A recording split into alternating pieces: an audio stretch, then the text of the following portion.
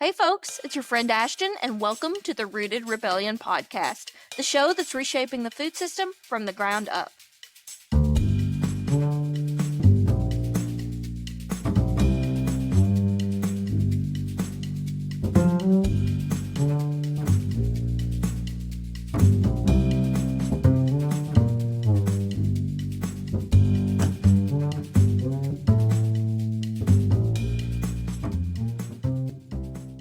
Hey friends, and welcome back to another episode of the Rooted Rebellion podcast.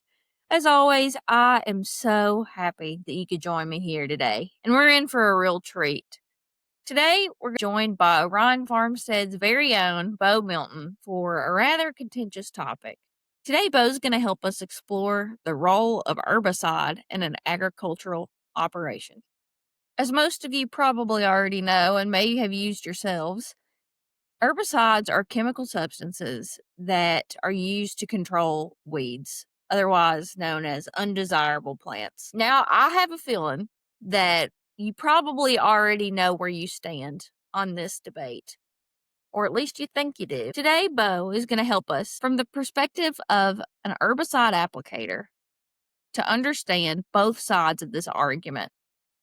Today, you're going to leave with a better understanding of the role of herbicides, the questions we should be asking ourselves before their application, and what constitutes a weed. To help lead this conversation, here is Beau Milton.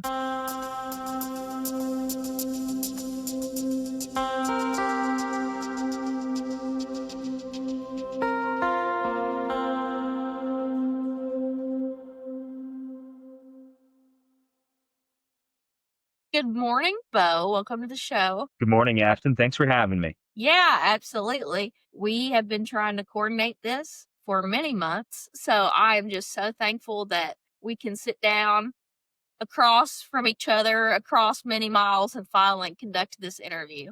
For those of you who are familiar with the show, familiar with the work of Orion Farmstead, Beau is one of the founding team members. So we've spent a lot of time working together, and it just seems that the podcast somehow gets put on the back burner. Every time. But we're glad to be here today. So you all probably know Beau as our jack of all trades, our architecturally minded handyman who has been responsible for so many of the odd jobs that keeps the farm running. But today, he's actually going to step out of that role slightly and talk to you all as an herbicide applicator. So this is something that he does in addition to his work at Orion. He branches beyond the farm for a variety of clients. So before I speak any more for that, Beau, I'll let you take it away. Just tell us about your experience and how you came into this line of work. Yeah, thanks, Ashton. I don't know, being introduced as an herbicide applicator in a regenerative agriculture podcast, people might be thinking I'm committing the cardinal sin. Yeah, I can feel people clutching their pearls. I know. I know. You're like, yeah, herbicide. I bet everyone's like, all right, heck with this. I'm out of here. It's done with this podcast. But I hope people can hang on with me for a second here. I'm going to hit this herbicide thing from both sides. But that is to answer your question, my background in it. I've been applying herbicide, right, this regenerative cardinal sin, since probably middle school. My background photo here was on this ranch, Twin Forks Ranch in Big Timber, where I grew up doing it, spending all summer applying herbicide. I only apply in rangeland applications, so it's very important to me not to apply to something that people are going to eat. And I only do spot applications. So what we're not doing, and I think this is very important, what I do not do is just quote unquote whitewash an entire field with chemical and it just kills whatever it's allegedly supposed to kill. Spot application is only hitting targeted patches of, we'll get into this a little more later, of the invasive weeds. So I'm going to stick with the conventional verbiage for the moment, but I've been doing that on and off since middle school. And I now do it for a handful of clients in central and western Montana. So already you are inspiring just a ton of questions in me because this really is a hot topic. So let's start with the elephant in the room. Why is herbicide application considered the cardinal sin, as you call it, in regenerative agriculture. Yeah, it's very good that people are apprehensive about herbicide application. That is a good thing, and I like that. So it's been a fun journey for me because I grew up conventional, a conventional cow-calf, conventional farming, just in that world. The regenerative thing has been new in the last handful of years, and I distinctly remember conversations when I met Alexis about, he was totally anti-herbicide. And we went rounds and rounds and rounds on him arguing against herbicide and me arguing for herbicide. And I am very much on the fence to the non-herbicide aspect now. Herbicide is such an effective tool for killing things. So much so that it can be quite a crutch, and it's very easy to overapply and use in the wrong context. Herbicide should be applied with a push, not a sledgehammer, if that makes sense. And I think it's very easy for people to go, I have a weed problem. Again, that's for verbiage we're going to get to in a second here. I have a weed problem. Let's throw herbicide at it until it goes away and completely ignore the management aspects of their land and the whole ecosystem's health entirely.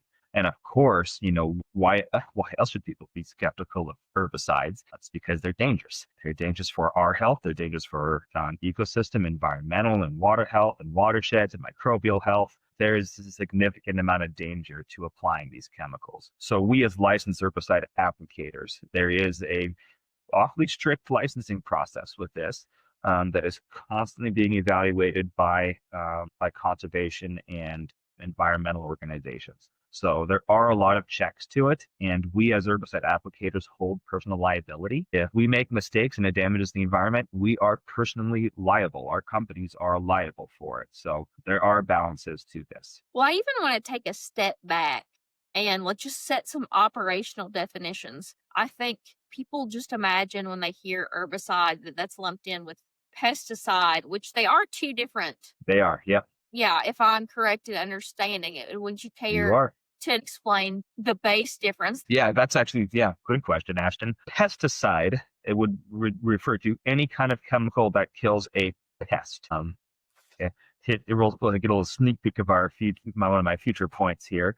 What is a pest? Well, that's very arbitrary. So anything we don't like, just to let the cat out of the bag. Yeah, anything we deem non-desirable. That puts anything under the context of a pesticide, something that we look to kill as a chemical. Specifically under that umbrella, there's these little different pockets. So an herbicide is something that kills, think herb, which would be a plant. So something that kills plants. An insecticide would be something that kills insects. And then you have fungicides and a whole litany of other, asides to it. But it's important to remember that while these chemicals are targeted to kill one thing, they can kill other things. One of the most dangerous crossovers would be like from an herbicide or insecticide to aquatic life. So there are significant restrictions around what chemicals, herbicides, insecticides, fungicides, etc., and that could be sprayed near water and applied near water resources. Then you have to be extremely careful of wind drift and these things can be affected on humidity and temperature, groundwater movement. There are a lot of factors that go into making sure that what you're applying is staying where it's supposed to be applied. Well, like you said, there is rightful concern for the heavy-handed and improper use of herbicides, pesticides. And I think we saw this fear and concern, this general awareness rise specifically with Rachel Carson's publication of Silent Spring in 1962. Are you familiar with that?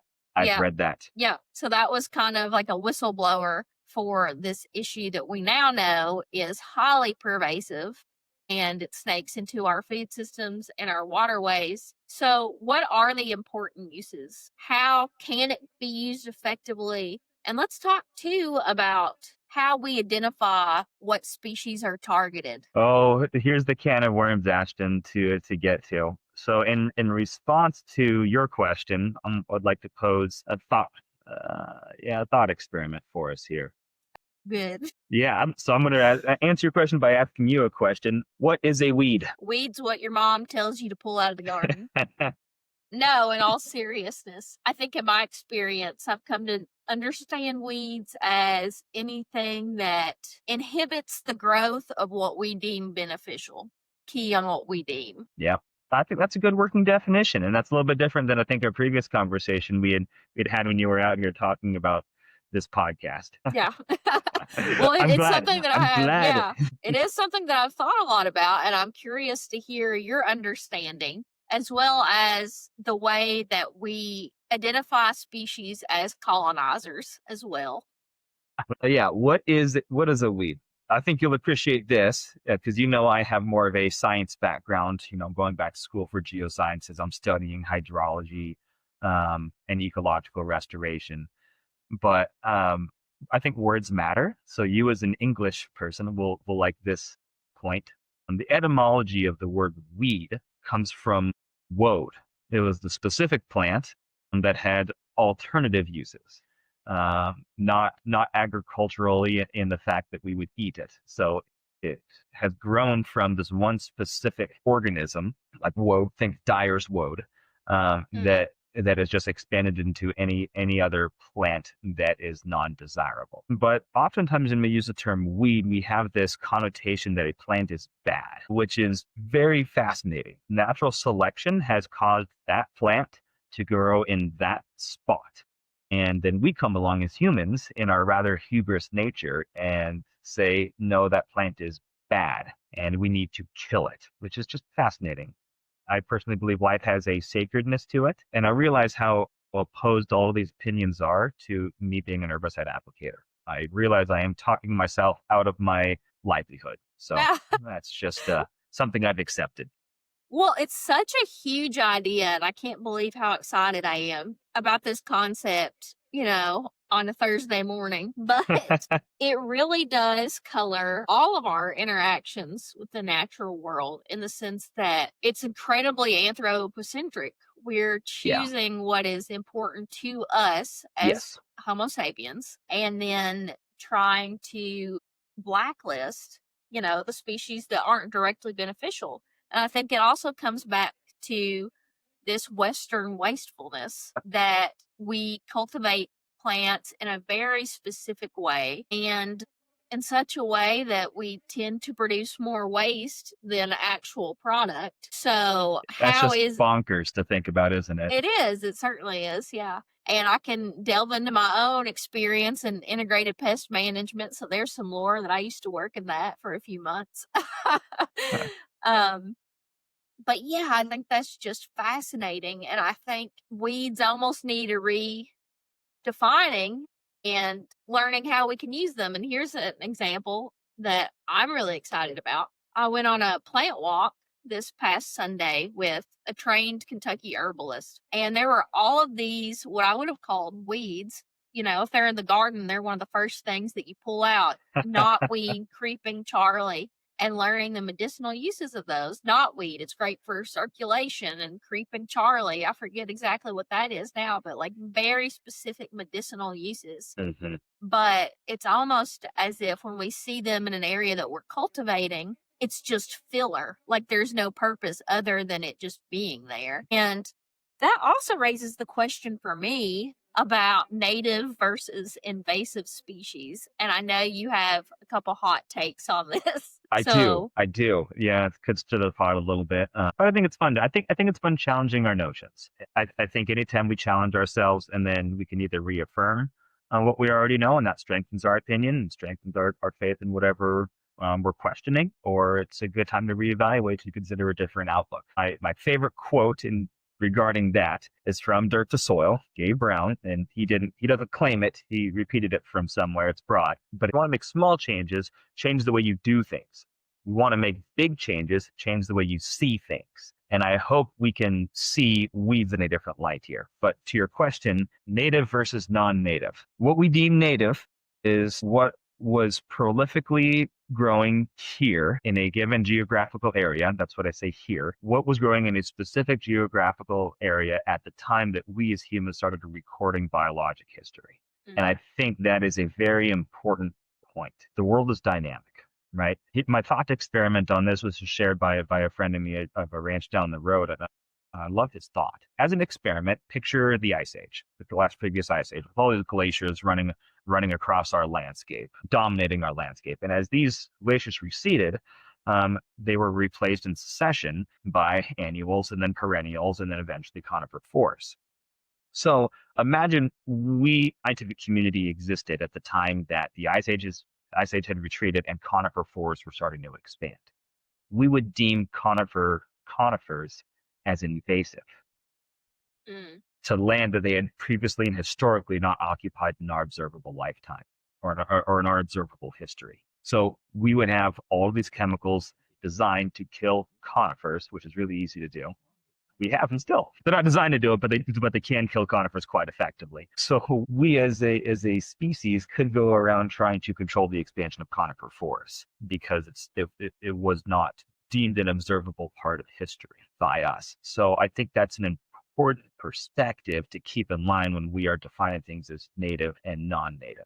I do highly respect the thought process, though, at the same time, because we as humans are also now becoming aware of how drastically we can affect the world in which we live. And we can create significant changes in a very short period of time that is not in the typical biological or geological scales. So that's the question, is how much change are we creating as people that would not have otherwise occurred in the time frame that it is occurring.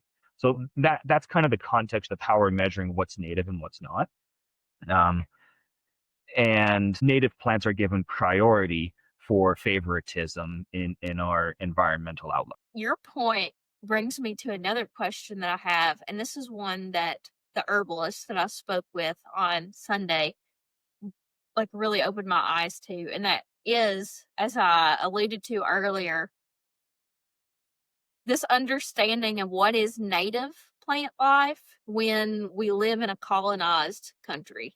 So, Yeah, yeah, and it's fascinating, it really, is. and it's something that deserves some credence. And it's ironic that you live so near a reservation, but I am probably exposed to this particular issue more than you, just given the nature of European migration across the continent. There are several plant species in Kentucky and like just the broader East that I would have thought were native because they grow wild, they don't overtake other native species. They've been here, for generations. However, they were brought with Europeans. So they're not truly native and they have been shaped by human contact. And that's a whole nother can of worms. The cultural significance and just ethnoculture of weeds, what we Yeah, consider weeds. So maybe we'll have you back for another episode for this particular yeah. topic. I think getting this philosophy is good though, and then we need to be careful with our definitions because if we're going to define everything as native is good and non-native is bad, then you and I should leave. I mean, that's all Yeah, there is to it. exactly. Exactly. Yeah, and I mean, on top of that, though, are not just the plants. I mean, we're talking about a larger scale here. Cattle aren't native to North America. We as Europeans brought that over, and so if we're really focused and committed to creating a native quote unquote ecosystem, how can we expect to do that when we have a type of ruminant that is significantly different than the native bison? And then we're controlling and grazing patterns to consistently hit the same plots of land over and over again versus the migratory patterns of the bison. And that has a whole litany and fallout of ecological significance. So, yeah, we can get down into down into the weeds on those philosophical discussions very, Ba-boom, very, ching. very rapidly. Yeah. The last point, I think it's important when we have these discussions to keep them in context like this. Hmm. So my main point is, if people can get one takeaway from listening to this podcast, is don't just go out there and ask the question, how do I kill this weed? There's a lot more thought process that goes into the context of what's growing where and why we're deeming things as good or bad than just how do I kill it. So yeah, ask more questions and put some more thought processes into it would be my biggest encouragement for anybody, and as well as myself. Well, I think that leads me to my next question. How do we manage truly invasive species? So I think what comes to my mind, I read Braiding Sweetgrass this summer for the first time completely through. And Robin Wall Kimmerer, who is just a fantastic author, has several chapters. I mean, really, just a theme throughout the book is practicing reciprocity with the land. Mm-hmm. And that's an ideal that I think gets tossed around a lot, but something I admire is that she gives concrete ways that we might partake in that. And one of the examples she provided was invasive species removal. So, when is that necessary? How do we go about that? I would imagine it's best to consult someone who actually knows what they're doing instead of me just going out and ripping out all the honeysuckle that's in a fence row. Yeah, it's a good question. My counter question for that to that thought process would be why is it necessary to remove the non-native plants? Well, I'll give an example, and I think this comes back to my understanding of weeds. And I'm like at the beginning of this podcast, and this is not me saying that all invasive species should be removed or non-native species. However, when they are competing for resources and leading to the detriment of native species, I think that's when it becomes a topic for conversation. So the example that I give in Kentucky, there's a tree that blooms in spring, Bradford pears. They're an ornamental tree. They reproduce quickly and efficiently. Their seeds are carried on the wind. So in the spring in Kentucky, the highways, when you're driving down the road, all the other trees are still bare and you're going to see Bradford pears in full bloom. And everyone thinks that it's so beautiful, and it is quite pleasing to the eye. However, Bradford pears directly compete with native species for resources. They are so spindly that they don't make proper habitat, so you don't even have any animals nesting in these trees. Mm-hmm. They are overshadowing the new growth of forest, so they are directly competing for resources with native species to their detriment. So at that point, should they be removed? Should we somehow try to assist the species that they're competing with? But then, again, that's another form of heavy-handed human intervention. Yeah, and we're asking questions like this because of heavy-handed human intervention and things that we've done. Yeah, a lot of times these new species can compete for resources. A lot of times it can be synergistic as well and be very complementive. And biodiversity, there's something to be said about biodiversity. Thank goodness we have scientists, ecologists that specifically study this stuff consistently. So I do think the general rule of thumb is to trust these institutions we have. There are tons of highly intelligent people who have dedicated their lives to answering these questions on specific species. And so I think it's safe to defer to expertise in that. Now, that's my cop-out answer. But those trees you're talking about specifically, I don't know. Mm-hmm. I don't know their specific ecology. An example here where I'm at, and especially in rangeland applications, would look at invasive cheatgrass. That's one of the big red flags here. There's a new kid on the block too. It's like cheatgrass, but more cheatgrass than cheatgrass, I should say, which is ventonata. That's a new one coming in from kind of the Idaho and Washington-ish. I think it's spreading back east, but very high silica content. Basically, just a growing stick of glass, GLASS. But a little annual that's just taking over. So weeds grow in proliferation because of the way that we've altered the environment. And I realized before I'm talking more in a pacifist kind of mentality. Let's just let nature do what it wants. It'll correct itself in geological times. But that's not always the best answer, especially pragmatically in the economies and people's lives, productivity of farmland. And we'll see cheatgrass, if it takes over a significant area, that affects wildlife as well. That's not just our economy. That's not just our cattle. This is wildlife grazing and foraging habitat as well that can be significantly impacted by these invaders because, and let's make sure we keep this in context, of our mismanagement of our resources, our mismanagement of our rangelands and of our environment. So we've learned some hard lessons here. And when we do go about controlling these things, I like how you mentioned integrated pest management. What so many people will go to initially is, what product can I buy to get my solution? How Western of us to think. Yeah. So, and that answer is usually herbicide. So I like to encourage people, while yes, I do believe herbicide has its place in time, it is a tool in the toolbox. It is not something that should always be turned to and relied upon, because there can be really high consequences, especially of systemic uses for our environment, just from groundwater leaching into our water supplies and aquifers. That's just one example of some of the very significant detriments. So for cheatgrass, for example, a control method, it's very effectively controlled through controlled burns. It's an annual plant, so if that means it grows in the spring and it grows to maturity and drops a seed, and then that plant dies. So if we can prevent a generation of cheatgrass and bentonata or whatever seeds from either germinating or reaching maturity and dropping seeds, we stop that march in time for that plant and give the perennial the chance to grow. So fire would be a wonderful control method for something like that. There's biological methods. There's the natural predators and insect control. I was doing some spraying up here for Blackfoot Community Conservation Area, BCCA, and mullein is typically deemed a non-desirable plant. See, I wouldn't have known that because the medicinal uses are huge. Like, it's Wonderful. great for respiratory health. I would have thought people would be really happy about that. Yeah. The neat thing about mullein too is it really takes over in areas that most other plants won't grow in. So an important thing to remember is that nature hates a vacuum.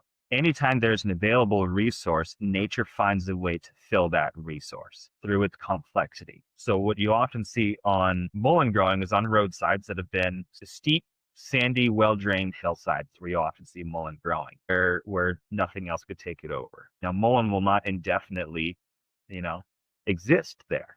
Eventually, it'll increase the organic matter, it'll stabilize the soil, and it'll eventually turn into perennial grasses, shrubs, and trees if left untouched.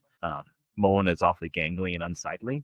A lot of it is an aesthetic value that people don't like seeing it around. It's a fascinating plant, but it has a natural control weevil, I believe. Maybe don't quote me on that specifically, but a biological control method is there's an insect that burrows into the taproot and kills the plant from the inside. So it's habitat in this particular area. That was all the mullein is habitat for mullein insects. We'll just call them that because I have not brushed up on my insect critteration. I forget the specific word. Critteration, what a word. Let's write that down. Yeah. I'm going to coin that. I like that. You heard it here first, folks. Yeah. So yeah, that's an example where, I really respect the organization I was applying chemical with, because they have the scientists out there to study the effect of the specific insect on mullein. And they said this is doing a terrific job in and of itself. Instead of going out there and applying a bunch of residual chemical on these plants, let's let the insect do its thing, and let's focus on other things that are currently displacing our stable native ecosystem. Is there like a blanket spray that you use? No. So what are like some of the common chemical compounds that you would be using? How do they target the plant? Yeah. Does it create overgrowth to the point of decay, or does it hasten the process? What stage in the plant's development? What is it attacking in order to kill it? There is a whole lot of different answers to that question. There are tons of different modes of operation for a whole variety of chemicals. So there's certain chemicals that prevent germination of seeds. You'll see those applied on annual takeover areas like cheatgrass. That's dangerous though, because it prevents all germination of seeds of everything. So if you start to have cheatgrass encroaching on a perennial field, you could apply a specific, and I'm not going to name chemical names because I'm not a promoter of any chemical companies, but it would be a germination inhibitor. You could apply that to prevent all annual germination. You will have no new perennial growing from seed, but most perennials don't grow from seed. Most perennials grow from some sort of rhizomatous activity and sprawling of an individual plant. Of course, they do germinate from seeds, but in a setup stand, it's mainly from root activity. So that would be one application. The majority of what I do is actually, and this is what kind of fascinating when we get into the whole concept of organic, right? The majority of chemicals that I would apply are actually plant growth hormones, which I'm very impressed at your question, Ashton. Does it cause over unregulated growth? Yes, that's exactly what most chemicals do, actually. They mimic certain plant growth hormones or copies of exact plant growth hormones. So organic gets a little sticky there because it is exactly, a plant hormone being used. That doesn't mean it's safe by any stretch of the imagination. A lot of plant chemicals are highly toxic to a whole lot of things. So, but typically, yeah, that's a common route, especially in rangeland application, because it is biomimicry driven, and these chemicals do deteriorate in natural settings and completely denature, just like any other plant hormone or plant compound would. The danger is the concentration of it. So, what's drilled into our heads as herbicide applicators is label is law, label is law, label is law, label is law, right? So I do not have the biochemical knowledge on every specific chemical that could be applied, right? That's what biochemists are for. My job is to strictly adhere to the application directions on the label of a chemical, because that's the biochemists do all the research to figure out all the nature of these chemicals and how they move through hydrology, through plants, through ecosystems, through food webs, being conscious of things like bioaccumulation, how these chemicals get more concentrated up the food chain. And we can come back to that one. I think that's an important topic. And yeah, they do all the research on that, and our job is to apply it in the correct amounts and the correct timings. And all of these different chemicals can apply to different plants. Most of these are selective broadleaf herbicides that we will use. Most of our non-desirable plants tend to be in rangeland, at least in my specific application context. Most of our non-desirables are broadleaf oriented. So they're more susceptible to a selective broadleaf herbicide, as opposed to an herbicide that kills everything it touches, which would be a non-selective herbicide. So I have a big question. How feasible is it to run a regenerative agriculture operation with the use of no herbicides? Totally feasible. And what does that look like? What are the ways that we manage holistically without? We just don't use herbicide. No, sorry. You're really advocating for your own position, I must say. I know. I realize most of my time is spent talking maybe to my former self about why we don't use herbicide. Well, I think that's good, because this is just showing also that you are in a role that is a lot of weight and a lot of power. Mm-hmm. And it's not to say that it doesn't have some negative consequences. However, with great power, there must also come great responsibility, right? And so often we find people in these roles that are not exercising caution or educating themselves on the environmental impact. Yeah. So I think that you can be an herbicide applicator, as contradictory as it might sound, and still be against herbicide application. Well, that describes me. So, yeah. I would actually probably not be doing this. I mean, it's an important part of my livelihood. It's, supplemental income for me right now at a startup farm. I don't know if I would be still applying if it wasn't for that additional income. But at the same time, I think it's good that an app that I think, like you said, if I was to hire an applicator to run my place in a hypothetical situation, I would like them to be very cautious and critical of herbicide, as opposed to herbicide's the answer for everything. So I think it's important to have a functional criticism of your own even area of expertise. I think that's an important thing, to see the other side and be aware of the downsides of whatever we do, herbicide or not, of course. But to your question, how do we run regenerative operations without herbicide? And we all know that regenerative does not mean non-herbicide. That would be more organic, which organic doesn't really fully mean that. It just means organic would mean there's specific regulations around what and when you can use herbicides. So, and I would also like to add the caveat that just because a product is organic doesn't mean it's non-toxic to people or certain elements of the environment. Yeah. Yep. You can eat organic death chemists, and that'll kill you. Yeah, but so it's organic. I think it's organic. So I think we need to just have that caveat in mind as well when we have these conversations. That organic, while I'm in favor, does not equal non-toxic. It's very well said, Ashton. And there can be herbicide residuals in organic labeled stuff too. Remember, it's a label and it's a practice. There's no guarantees. A lot of no guarantees in life. Best guarantee you can have is growing your own food, or being able to shake the hand of your farmer and see their operation and see what they do. That's the greatest way to have I guess, sovereignty over your food. but I was really waiting for a peepaw moment where you're like, the only certainty you can have is put your faith in Jesus, and then we like close it, like, all right, things are coming. Well, I'm going to try to sneak one of those in, Ashton. I know that would have been perfect, and be like, all right, end of episode. And I'm out. And cut. All right. All right. Well, I want to answer your question on the a regenerative operation without herbicide. Yes. Or even with herbicide. Let me rephrase it. What is the place of herbicide in a regenerative agriculture operation, if there is a place? And what does it look like without it? I think there can be a place for it. What does it look like? I think it should be last place. I think herbicide should be the last thing that you turn to. But sometimes you need to make specific changes in very obvious circumstances that would perhaps take a lot longer to accomplish with a more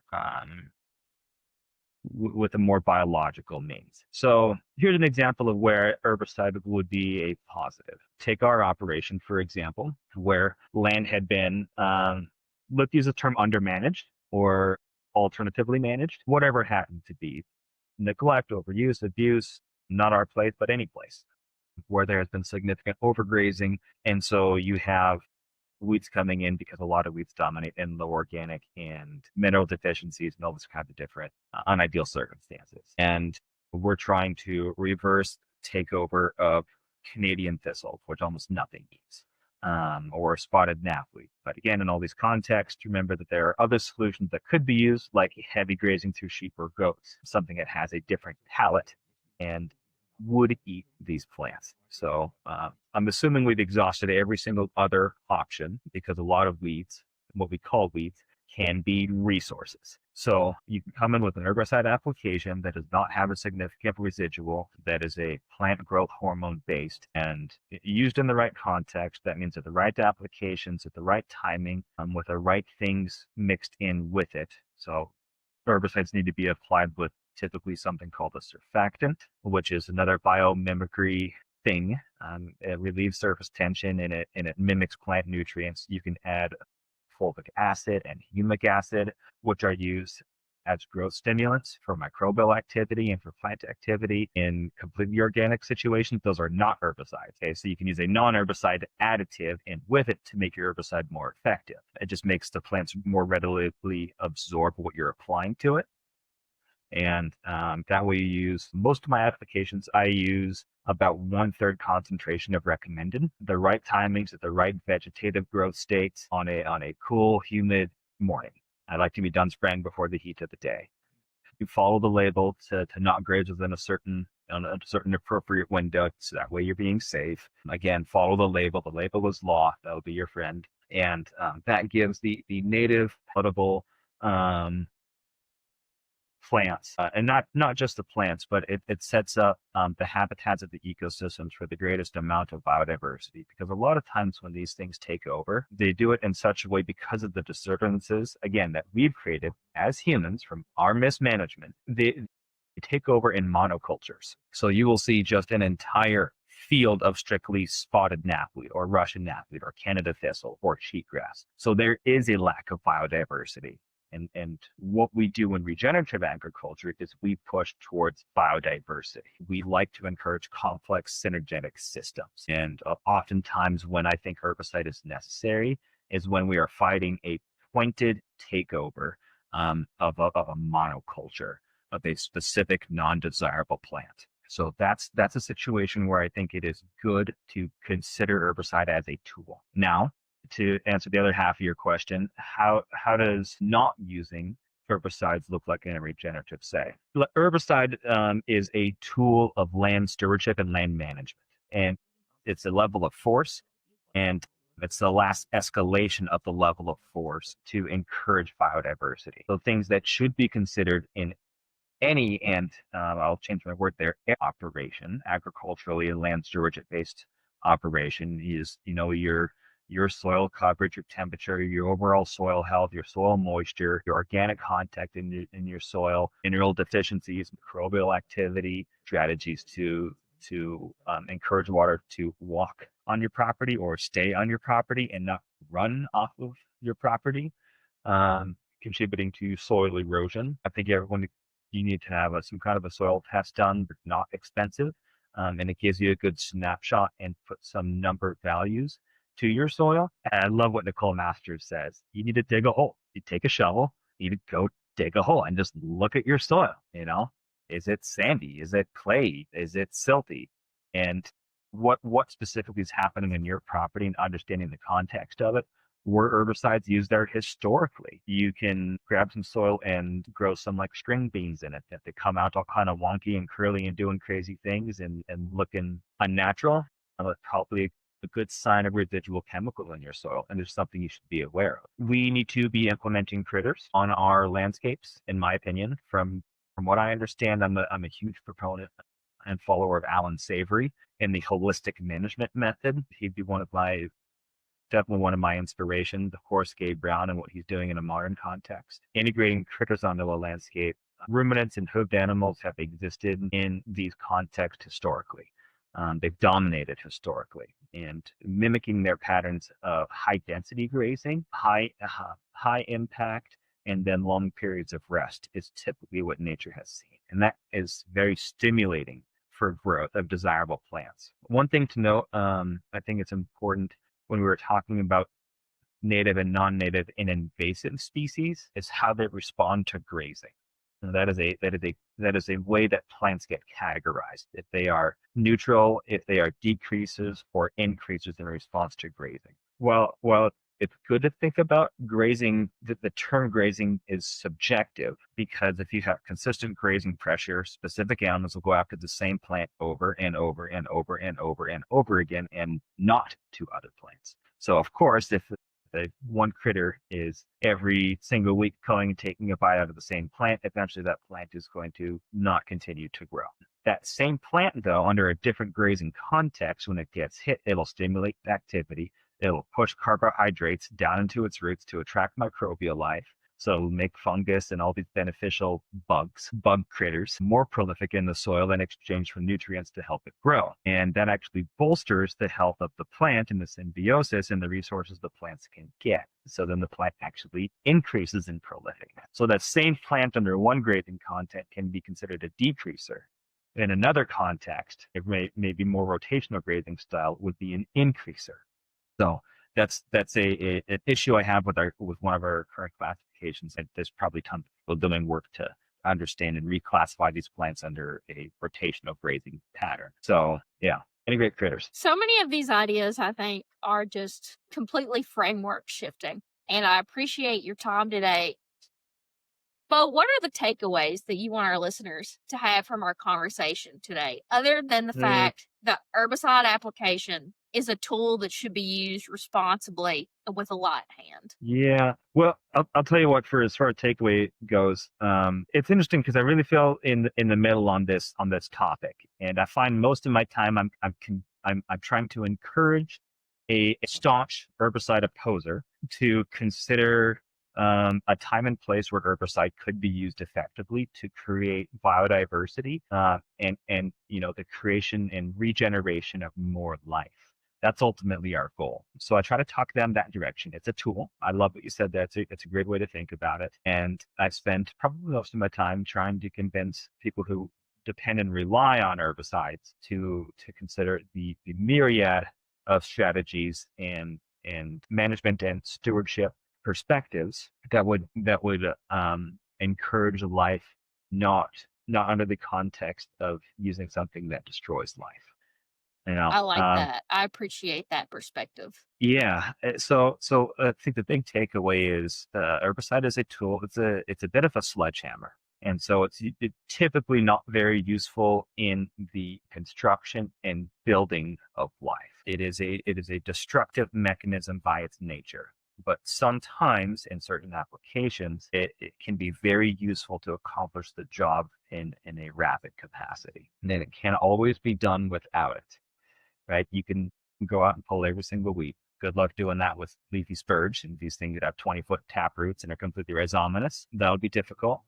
But perspective changes around these what we call weeds. That would be another big takeaway. What is a weed? And it is strictly something that we deem undesirable in our specific. So a lot of these things can be used as resources. A lot of plants are called weeds and hated because they're not palatable to cattle, but they could be palatable to sheep and goats. So the problem often and usually is us. So I think we need to redefine what our perspective on weeds are, and ultimately our relationship with the earth. Plants are growing. Plants are growing in the way that they have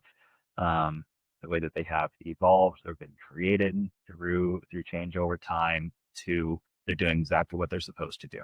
The problem is us and our desires and our context. And that could be said about a lot of things in life, I suppose. But Yep, I can name a few. so I think those would be my big takeaways. For the people who hate herbicides, tool to be used in certain contexts, there's obviously right and horrible ways to go about it. For the people that love herbicide, there is a myriad of resources and tools and thoughts that can be used to manage and steward our land in a way that is not focused. Well, Bo, I'm going to end on a little anecdote that you may or may not remember, but I think it speaks to the education that you provided us here today, and it's a way that you have influenced my literal actions in real time with weed management. Vegetation management. Holistic vegetation management. There was one point this summer when we were down on the creek, because every evening, like everybody at the farm would walk down to Montour Creek, and we would bring little Jim the duck and the dogs, and we would all go for a stroll. And this is after I just finished reading Braiding Sweetgrass, mind you, and I'm all about reciprocity, so let's get removing some invasive species, as my heavy-handed interpretation led me to believe. So, I'm going hard in the paint at pulling up knapweed on the creek side, on the bank of our eroding creek side. Yeah. I just want to look at the whole picture there. So even in that moment, I appreciate how you helped me to recognize that the knapweed was there for a reason. It was there to help prevent erosion, and that was an act of natural selection. And I think if we just could encourage our listeners to step back and take in the whole picture and consider the uses and the purpose of the typically non-desirable plants in place, I think we would all be better for it. I like that anecdote significantly, Ashton, especially if you open the can of like stream bank erosion. These plants are filling a purpose in some capacity. So additionally, I'm glad you brought that up. Something I wanted to mention for sure as a thought was, let's not just focus on killing something we don't like. Let's focus on growing something we do like. So instead of trying to kill a bunch of knapweed along our riverbank, how do we grow things that we do want there? Yeah, exactly. And if you do have knapweed that you need pulled up alongside your creek, just call me, because for your time today, I really enjoyed this conversation. Well, for anyone who is interested in furthering their education on this topic, who would you recommend that they turn to? What literature, what online resources, where can they start with this education? I recommend the more local, the better. I am a huge proponent of living, existing, learning from, and being part of your local ecosystem, your local community.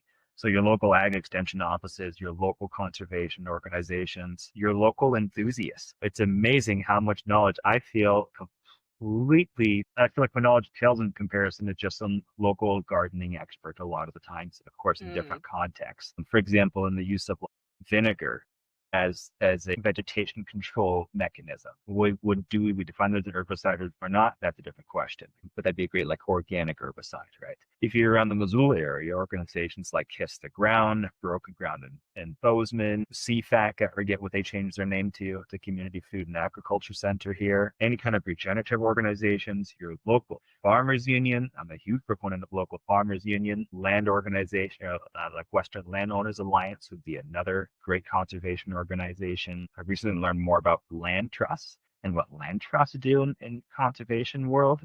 That's a pretty grown-up concept. That's like learning taxes for the first time. Yeah, and I feel very, very immature in my knowledge there. Something I'm going to be learning more more about coming up. There's some wonderful book resources. They have Consider Dirt to Soil by Gabe Brown. I'm actually reading Weeds, Guardians of the Soil by Joseph Hackenauer? Joseph somebody.